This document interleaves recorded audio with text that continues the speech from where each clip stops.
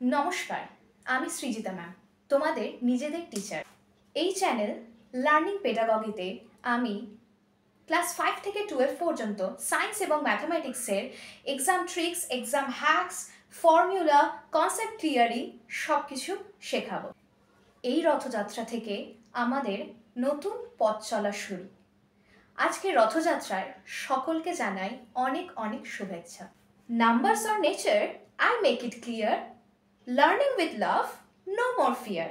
যদি তোমরা আমার সাথে থাকতে চাও, বড় সিলেবাসকে ইজি করতে চাও, তাহলে অবশ্যই সাবস্ক্রাইব করো লার্নিং পেডাগগি চ্যানেলকে। আজ এই ভিডিওতে আমি নিয়ে এসেছি তোমাদের জন্য এক্সাম হলে যদি কখনো ফর্মুলা ভুলে যাও সেক্ষেত্রে কি করবে। অঙ্ক ছেড়ে আসবে? লার্নিং পেডাগগি থাকতে কখনোই নয়। তার জন্যই আজকের আমরা কিছু ট্রিক্স জেনে নেব। কিন্তু আজকের আমি তোমাদের সাথে একটা ফর্মুলা নিয়ে আলোচনা করব। একটা মানে একটাই না, একটা ফর্মুলার গঠন অবশ্যই জেনে নেব, কিন্তু তার সাথে সাথে একটা ফর্মুলা থেকে কি করে আরো অনেক ফর্মুলায় আসা যায় সেটা সম্পর্কেও জেনে নেব।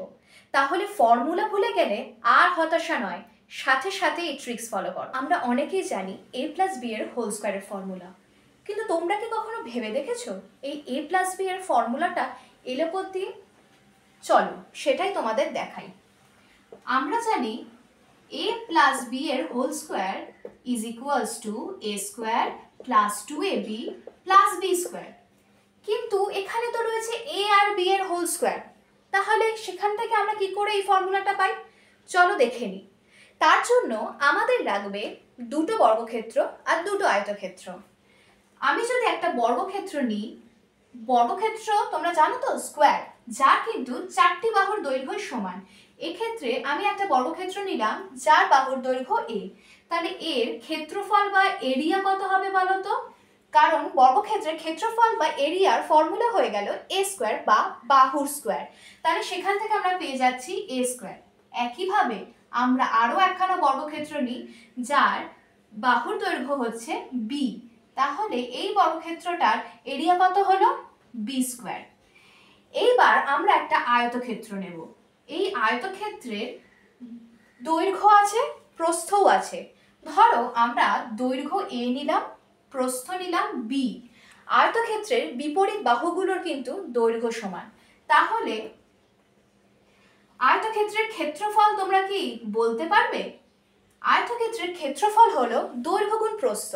আমাদের দৈর্ঘ্য হলো a, প্রস্থ হলো b। তাহলে এই আয়তক্ষেত্রের বা রেক্ট্যাঙ্গেলের ফর্মুলা হয়ে গেল ab। এইবার আমরা এই জিনিসগুলোকে নিয়ে কি করে একটা বর্গক্ষেত্র বানাবো। প্রথমেই আমি একটা আয়তক্ষেত্র নিয়ে নিলাম যার ক্ষেত্রফল ab, পাশে একটা b স্কয়ারের ক্ষেত্রফল যুক্ত বর্গক্ষেত্র নিলাম।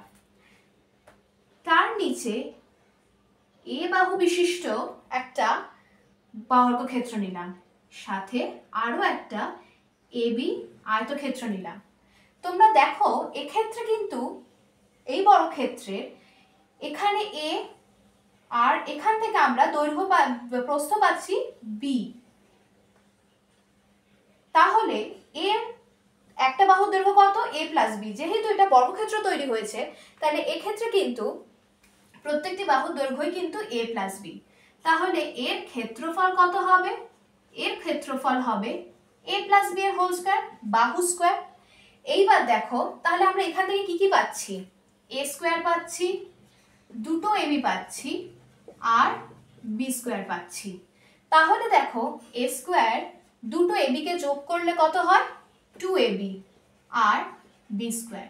দেখো আমরা কিন্তু এই ফর্মুলাটা খুব সহজেই তৈরি করে ফেলতে পারলাম। এই ফর্মুলা থেকেও কিন্তু আমরা অনেকগুলো ফর্মুলা তৈরি করতে পারি। ঠিক একইভাবে আমরা a-b এর হোল স্কয়ারেরও ফর্মুলা বের করতে পারি। বলো তো দেখি।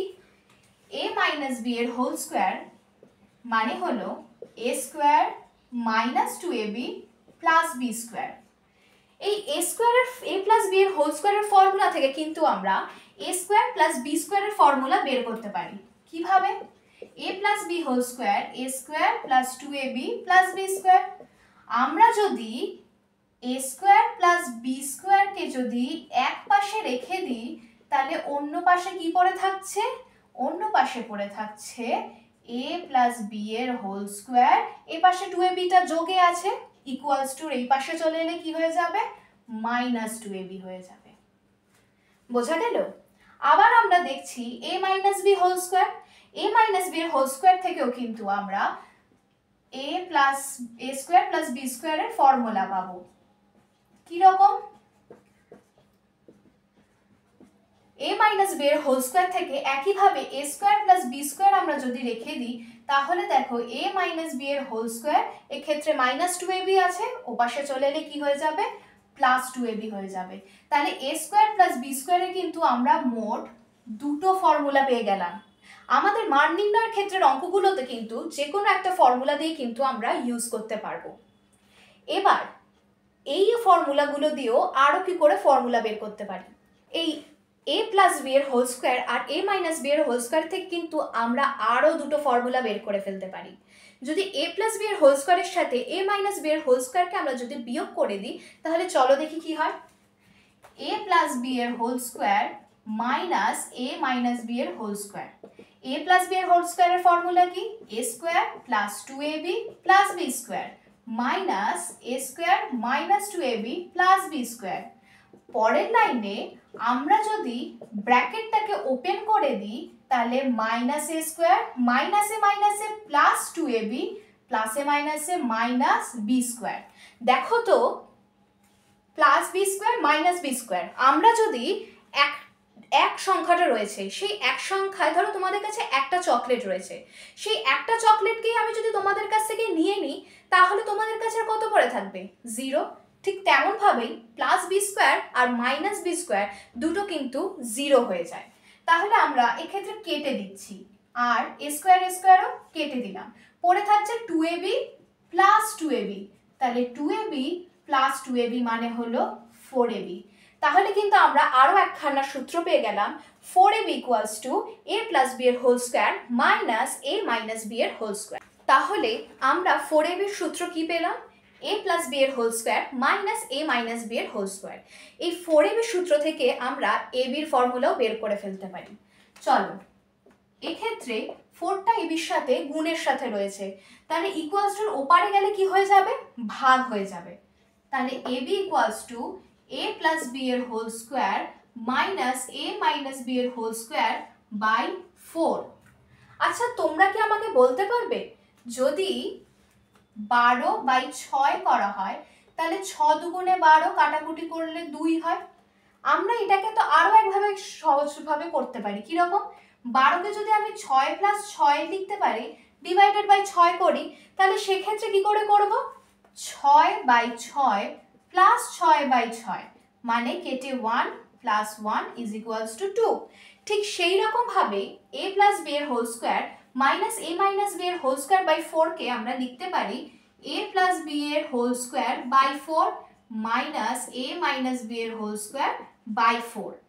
এবার বলো তো, 4 কার স্কোয়ার রুট হয়, 4কে ভাঙলে আমরা 2 দুবার পাই, তাহলে 2 দুগুণে 4, তাহলে 4-এর বর্গমূল বা স্কোয়ার রুট করলে আমরা 2 পাই।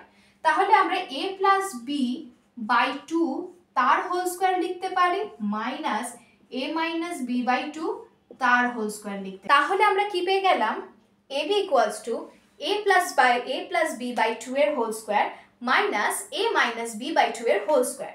তাহলে আমরা একটা ফর্মুলা লিখে তার সাথে কতগুলো ফর্মুলা একসঙ্গে তৈরি করে নিতে পারলাম। তোমাদের যদি আমার ক্লাস ভালো লেগে থাকে, তাহলে তোমরা অবশ্যই কমেন্ট সেকশনে জানিও।